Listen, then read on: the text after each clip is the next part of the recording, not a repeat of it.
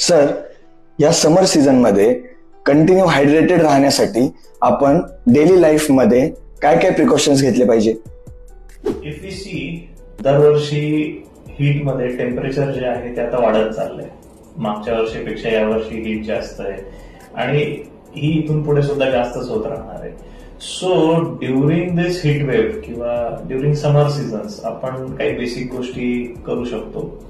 पहिली आणि सगळ्यात महत्वाची गोष्ट अशी आहे की जेव्हा तुम्हाला खूप जास्त हीट आवर्स मध्ये ट्रॅव्हल करायचंय तर स्वतःला कव्हर्ड ठेवा.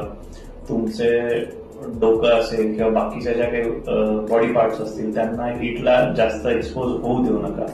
खूप लॉंग आवर्स साठी हीटला एक्सपोज होऊ नका, ज्याच्याने तुम्हाला सनस्ट्रोक होऊ शकतो किंवा सनबर्न्स होऊ शकतात. अशा गोष्टी अवॉइड करा. दुसरी गोष्ट, जे लोक काम करत आहेत हीटमध्ये किंवा काम नाही करत आहेत, दोघांनाही हेच सजेशन आहे की हायड्रेशन हा खूप मोठा पार्ट आहे.